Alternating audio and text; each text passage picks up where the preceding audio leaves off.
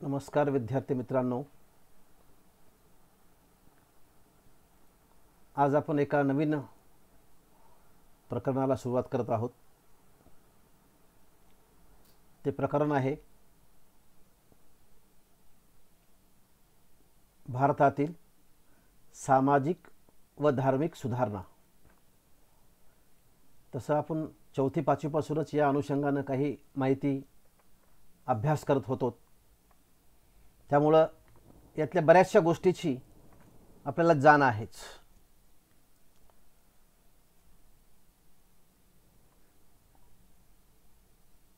मागच्या 4 प्रकरणांचा अभ्यास करताना वसाहतवादाच्या अनुषंगाने आपण अनेक गोष्टी पाहिल्या आणि त्या वसाहतवादाच्या अनुषंगाने भारतात पोर्तुगीज, फ्रेंच, डच आणि सर्वात जास्त भूप्रदेशावर सर्वात अधिक काळ स्थिर झाले ते इंग्रज। आणि त्यामुळे इंग्रजी शिक्षण घेऊन त्या शिक्षण पद्धतीच्या आधारे भारतात इंग्रजी शाळेत शिकलेली एक नवीन पिढी उदयाला आली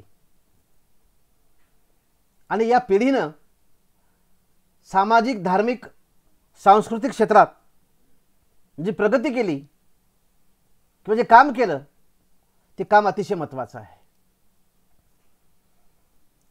कारण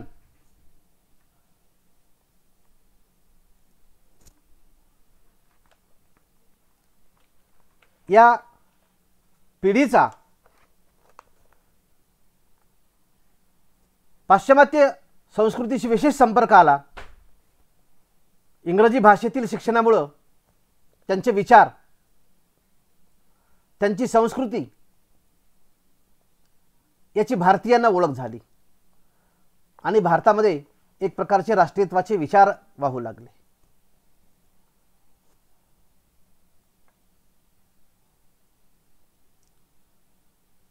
सामाजिक आणि धार्मिक सुधारणांच्या अभावी राजकीय स्वातंत्र्य अपूर्ण असते याची जाणीव पहिल्या पिढीतील काही समाज धोरणांना झाली। भारतात स्वातंत्र्याच्या कालखंडात ज्या अनेक विचारसरणी उदयाला आल्या त्यामध्ये जहालवाद आणि मवाळवाद होता। जहालांना असं वाटायचं की या देशातून इंग्रजांनी सोडून जावं, इथला राज्यकारभार, इथली व्यवस्था कशी करायची ते आमचं पाहू। तर मवाळांना असं वाटायचं की इंग्रजांनी काही काळ राहावं इथं, त्यांनी इथला राज्यकारभार, इथली व्यवस्था, इथले कायदे याची आम्हाला शिकवण द्यावी आणि त्यानंतर आम्ही परिपूर्ण झाल्यानंतर हे देश सोडून जावा। म्हणजे राजकीय स्वातंत्र्य अगोदर की सामाजिक सुधारणा अगोदर हे द्वंद्व भारतामध्ये अनेक दिवस चालू होतं। म्हणजे सामाजिक आणि धार्मिक सुधारणा जर झाल्या नाही तर राजकीय स्वातंत्र्याला काही अर्थ नाही। त्यामुळे राजाराम मोहन राय पासून सुरू झालेल्या सामाजिक आणि धार्मिक सुधारणा चळवळीचा आढावा घेणं आपल्याला क्रमपाठ ठरतं। म्हणजे या देशात सामाजिक आणि धार्मिक सुधारणांची आवश्यकता का, किंवा 19व्या शतकात सामाजिक आणि धार्मिक सुधारणा चळवळीची सुरुवात झाली असं कारणाचा प्रश्न येऊ शकतो। मग काय आवश्यकता होती? भारतीय समाजातील अंधश्रद्धा, रूढी, जातीभेद, पंथभेद, भाषाभेद अशा अनेक प्रकारचे भेद, त्यामुळे हा समाज मागे पडला होता। उच्च निश्चिता, रूढीप्रियता, भ्रामक कल्पना, चौकस चिकित्सक वृत्तीचा अभाव, त्यामुळे हा समाज बराच मागे पडला होता। दुसरी गोष्ट मी उल्लेख केला की सामाजिक आणि धार्मिक सुधारणांच्या अभावी,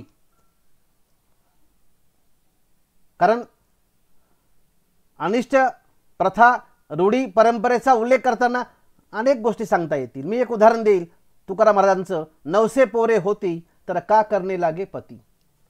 नवसानं जर लेकरं झाली असती तर पती करण्याची आवश्यकता नव्हती। मग इथे नवसाची परंपरा होती म्हणून सामाजिक क्षेत्रामध्ये आणि धार्मिक क्षेत्रामध्ये अनेक अनिष्ट गोष्टी होत्या, त्या दूर झाल्याशिवाय राजकीय स्वातंत्र्य अपूर्ण आहे याची जाणीव या देशातल्या शिकलेल्या काही तरुणांना झाली आणि याच्यातूनच समाज धर्म सुधारणा चळवळी या देशात उदयाला आली. तिसरी गोष्ट चौकस आणि चिकित्सक वृत्तीचा अभाव. मी मागे उल्लेख करत होता की या देशामध्ये बाबा वाक्यम प्रमाणम पद्धत आहे. धर्मगुरू बाबा जे म्हणल ते सत्य, पण तो का म्हणतो त्याला काही वैज्ञानिक आधार आहे का याचा विचार आम्ही कधी करत नाही. एक म्हणून मी बरेचदा उल्लेख करत असतो किंवा बाळ फोंडकेंची पुस्तकं आहेत, का कोण कसे काय, हे प्रश्न विद्यार्थ्यांना पडली पाहिजेत. चौकस आणि चिकित्सक वृत्ती असली पाहिजे. चौकस आणि चिकित्सक वृत्तीमुळे काय होतं की सत्य जी गोष्ट आहे तीच बाहेर येते आणि याचा अभाव या समाजामध्ये होता. तिसरी गोष्ट, इंग्रजांच्या शाळेमध्ये इंग्रजांनी या देशात शाळा काढल्या, भलेही त्यांनी ह्या शाळा आपल्यासाठी काढल्या नसतील. इथं आलेल्या इंग्रजी देशातल्या लोकांच्या मुलांच्या त्यांच्यासाठी ह्या शाळा काढल्या असतील, पण त्या शाळेत आमच्या इथली काही तरुण मंडळी गेली आणि त्या इंग्रजी शिक्षणामुळं जगाकडं बघण्याच्या दृष्टीमध्ये या नवशिक्षित लोकांमध्ये एक प्रकारचा बदल झाला. हा बदल सुद्धा या देशातल्या सामाजिक धार्मिक सुधारणा चळवळीची नांदी ठरला असे आपल्याला सांगता येतं. इंग्रजांनी जे काही या ठिकाणी शाळा महाविद्यालय विद्यापीठं काढली, जसं 1857ला युनिव्हर्सिटी ऑफ कलकत्ता, बॉम्बे आणि मद्रास या 3 विद्यापीठाची स्थापना झाली. त्यात जी मुलं किंवा विद्यार्थी शिकायला गेली किंवा इंग्रजांच्या शाळेमध्ये जी भारतीय मुलं शिकायला गेली त्या शाळेच्या अभ्यासक्रमातून आम्हाला काही गोष्टी कळाल्या. विशेषतः फ्रेंच राज्यक्रांतीनं स्वातंत्र्य, समता, बंधुत्व ही तत्व संपूर्ण जगाला दिली आणि स्वातंत्र्य, समता, बंधुत्व, मानवता ही जी मूल्य आहे याच्यावर आधारित समाज रचना तयार झाली पाहिजे असं इथल्या राजाराम मोहन राय पासून तर डॉक्टर बी आर आंबेडकरांपर्यंत या सर्व सुधारकांचं एक स्वप्न होतं. यासाठी सुद्धा ह्या सुधारणांची आवश्यकता होती आणि त्याच्यामध्ये पहिलं नाव जातं ते राजाराम मोहन राय यांना. कारण भारतात 14व्या शतकात भक्ती आंदोलनाच्या माध्यमातून सामाजिक ऐक्य साधण्याचा प्रयत्न झाला. पुढे 16व्या शतकात या आंदोलनानं बरीच पकड घेतली. हिंदी मुस्लिम ऐक्याचाही प्रयत्न भक्ती आंदोलनानं केला, पण इंग्रजांच्या राजवटीमध्ये समाजात पुन्हा विषमता निर्माण झाली. मग सतीप्रथा, बालहत्या, बहुभार्या पद्धत, पडदा पद्धत यासारख्या समाजाला रसातळाला नेणाऱ्या त्या ज्या काही कुप्रथा किंवा वाईट प्रथा होत्या या फोपावल्या होत्या. त्या नष्ट करून समाजाचं प्रबोधन करण्याची आवश्यकता होती आणि याच्यामध्ये पहिल्यांदा नाव येतं ते राजाराम मोहन राय. कारण राजाराम मोहन राय यांना आधुनिक काळातील समाज प्रबोधनाचे अग्रणी मानले जातात. या देशातल्या राजकीय आणि धार्मिक सामाजिक सुधारणेला सुरुवात जर कोणाकडून झाली असेल ते रायपासून. कारण थोर द्रष्टे पुरुष राजाराम मोहन राय यांनी भारतामध्ये एक नवीन विचारयुग निर्माण केलं. सधन कुटुंबात 1772ला जन्म आहे. ज्या कुटुंबावर सनातनी विचाराचं कुटुंब होतं,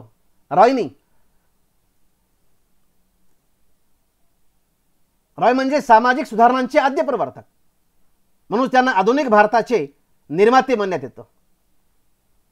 19व्या शतकात झालेल्या अनेक सामाजिक, धार्मिक, शैक्षणिक सुधारणांचा उगम रॉयच्या कार्यात दिसतो. कारण रॉयनी सर्व धर्मांचा सखोल अभ्यास केला. समाजाला धार्मिक समानतेचा व बंधुभावाचा उपदेश केला. मानवात प्रेमाचं व राष्ट्रात सामंजस्याचं वातावरण निर्माण व्हावं यासाठी त्यांनी सनातनी समाजाचा विद्वानांचा विरोध पत्करून आपले विचार सांगितले. तरुणांना नव्या कार्याची दिशा दिली आणि म्हणून रॉय म्हणजे आधुनिक भारताचे भगीरथ म्हणून यांचा उल्लेख होतो. बंगाल प्रांतात बर्दवान जिल्ह्यात राधानगर गावात एका सधन कुटुंबात रॉयचा जन्म झाला 1772ला. वडील कर्मठ परंपरागत पद्धतीनेच विचार करायचे, पण रॉय यांनी हिंदू धर्माप्रमाणेच कुराणांचाही चांगला अभ्यास केला. बंगाली भाषेप्रमाणेच संस्कृत, उर्दू, फारसी भाषेचा अभ्यास केला. सुफी पंथाच्या शिकवणुकीचा त्यांच्या विचारावर फार मोठा परिणाम होता.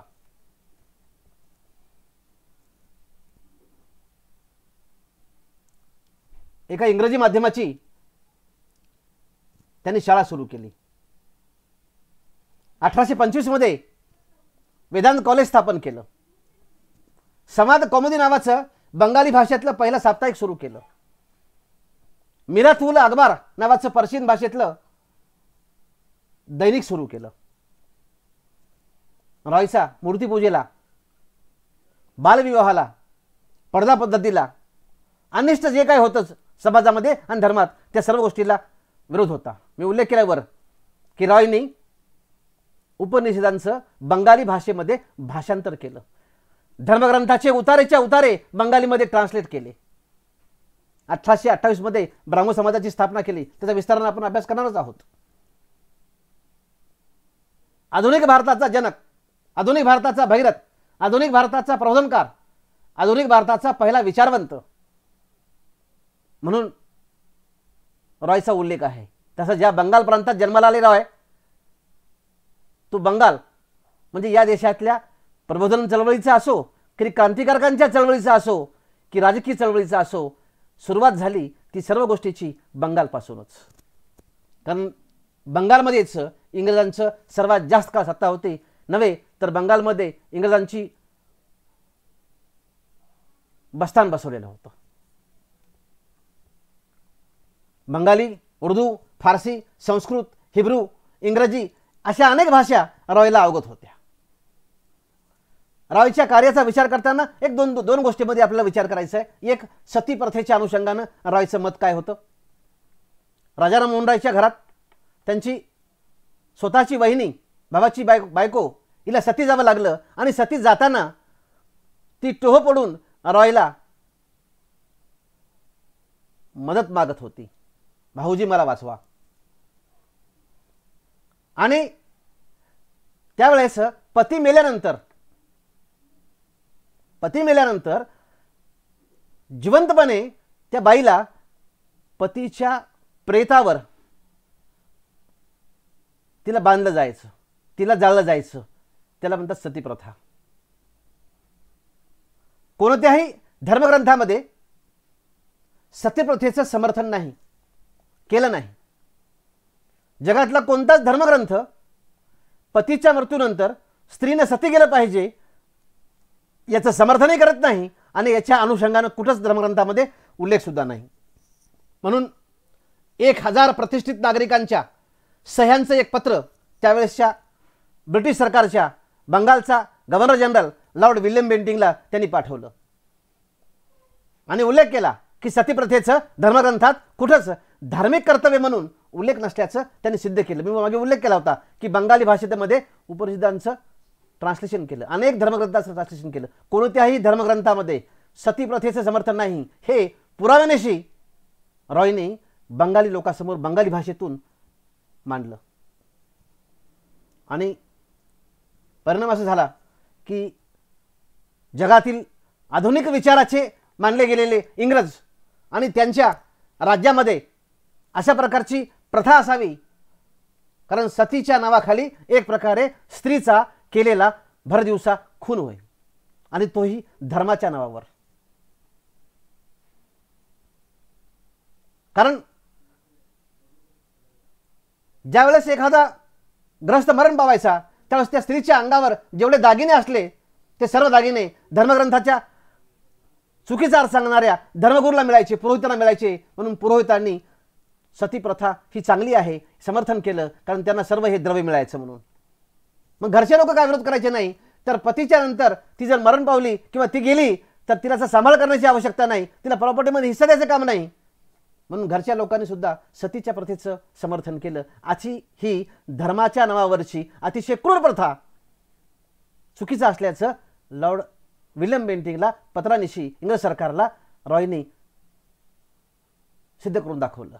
आणि मग 1829 मध्ये त्यावेळेस बंगालच्या गव्हर्नर जनरल विल्यम बेंटिंक यांनी ही प्रथा बंद केली. लाखो भारतीय स्त्रियांचा दुवा राजाराम मोहन रायला लागला असंही आपल्या या ठिकाणी उल्लेख करता येतो. दुसरा उल्लेख या ठिकाणी करता येतो, कारण नुसतं सतीप्रथेला विरोध केला नाही तर अशा अनेक वाईट गोष्टी प्रथा आहेत, तसे आपण उल्लेख करणार आहोत. रॉयच्या आयुष्यातलं अजून अनेक घटना आहेत, पण आपल्या अभ्यासक्रमाला असलेल्या काही 2-3 घटनांचा आपण या ठिकाणी अभ्यास करणार आहोत. त्यापैकी एक ब्राह्मो समाजाची स्थापना. 19व्या-20व्या शतकात संपूर्ण भारतामध्ये समाज आणि धर्म या क्षेत्रामध्ये वेगवेगळ्या धर्मसुधारणा चळवळींनी मोलाचं योगदान दिलं. ब्राह्मो समाज असेल, प्रार्थना समाज असेल,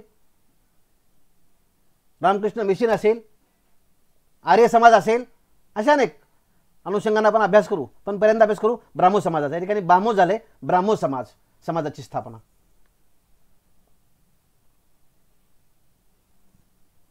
ऑगस्ट 1828 मध्ये रॉयनी आत्मीय सभेच्या माध्यमातून सर्व धर्मातील समान तत्व शोधण्याचा प्रयत्न केला आणि आत्मीय सभेचं रूपांतर 1828 मध्ये ब्राह्मो समाजात करण्यात आलं. सर्व धर्मातील समान तत्व शोधण्याचा प्रयत्न या ठिकाणी झाला. काय म्हणतो ब्राह्मो समाज? ब्राह्मो समाज हा ईश्वर एक आहे या विचारसरणीचा पुरस्कार करतो, म्हणजे एकेश्वरवाद. ब्राह्मो समाजाला म्हणजे रॉयच्या विचाराचा पगडा ब्राह्मो समाजावर आहे, म्हणून मूर्तीपूजेला विरोध, बालविवाहाला विरोध, अतिशय बालपणी. काही समाजात आदिवासीमध्ये खासा, गारो, नागा, तोडा, मुंडा अशा काही जमाती आहेत, ज्या जमातीमध्ये अतिशय लहानपणी म्हणजे मुलगी जन्माला येण्याच्या अगोदर गर्भात असताना सुद्धा विवाह केला जायचा. आणि अशा वेळेस मृत्यूदर विचार केला तर भारतामध्ये पुरुष मृत्यूदर जास्त आहे. आणि त्यामुळं जन्माला यायच्या अगोदर विवाह केल्यामुळं मुलाचा मृत्यू होतो आणि जन्मताच बऱ्याच मुली विधवा म्हणून जन्माला येतात. त्यांना पुन्हा विवाह करण्याची परवानगी नाही. म्हणजे बालविवाहातून बालविधवांचा प्रश्न आणि बालविधवांतून अनेक प्रकारच्या समस्या निर्माण झाल्या. स्वातंत्र्याचा संकोच करणाऱ्या स्त्रियांच्या घोषाला म्हणजे पडदा पद्धतीला रॉयनी विरोध केला. कोणत्याही प्रकारचं कर्मकांड, पूजा अर्चा, यज्ञयाग या रॉयचा विरोध होता. म्हणजेच ब्राह्मो समाजाचं तत्वज्ञान होतं.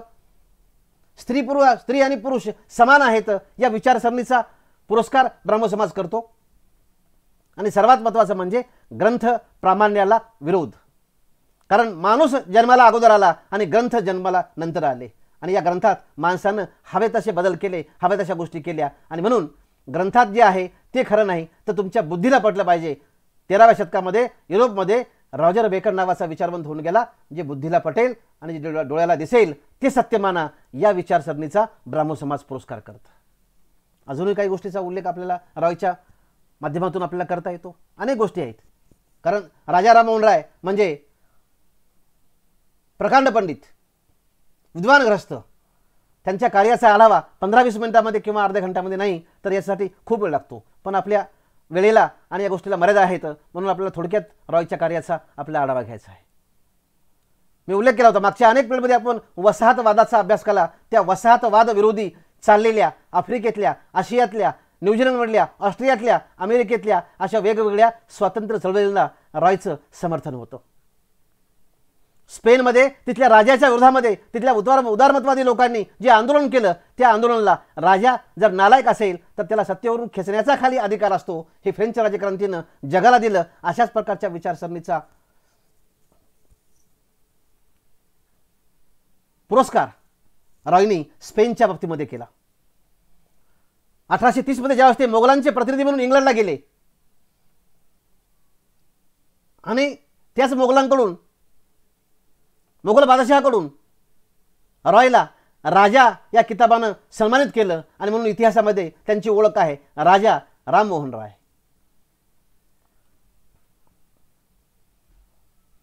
ज्यावेळेस ते इंग्लंडला गेले, काही दिवस फ्रान्सला गेले, त्या इंग्लंड आणि फ्रान्सच्या वास्तव्याच्या काळामध्ये भारतीय संस्कृती, तत्वज्ञान आणि विचाराचा परिचय त्या युरोपमधल्या लोकांना त्यांनी आपल्या वागण्यातून, बोलण्यातून करून दिला. ज्यावेळेस युरोपमधून परत भारतामध्ये आले तर युरोपमधल्या मानवतावादी मूल्यांची, जसं मी उल्लेख केला होता, फ्रेंच राज्यक्रांतीनं जगाला काही मूल्य दिली, स्वातंत्र्य, समता, बंधुत्व अशी काही मूल्य दिली. या मानवतावादी मूल्यांची ओळख भारतामध्ये आल्यानंतर भारतीय लोकांना करून दिली. रॉयच्या लेखनातून या देशाच्या आधुनिक विचाराचा पाया घेतला गेला. म्हणून रॉय म्हणजे आधुनिक भारताचे पहिले विचारवंत म्हणतात, शिल्पकार म्हणतात, भगीरथ म्हणतात आणि त्यांच्याच प्रेरणेतून अनेक प्रकारच्या संस्था इथं उदयाला आल्या. उदाहरणार्थ जर आपण संस्थाचा अभ्यास केला तर पुढे आलेली आदि ब्राह्मो समाज असेल, महाराष्ट्रामध्ये आलेली परमहंस सभा असेल, अशा वेगवेगळ्या संस्था या कालखंडामध्ये रॉयच्या विचारातून, प्रेरणेतून निर्माण झाल्या असा उल्लेख करता येतो. या ठिकाणी आपण तात्पुरतं राजा राममोहन राय आणि त्यांच्या कार्याच्या अनुषंगानं या ठिकाणी थांबू. धन्यवाद. थँक्यू. नेक्स्ट पिरियडला आपण पुढचा विचारवंत आणि सुधारणा या ठिकाणी आपण पाहू.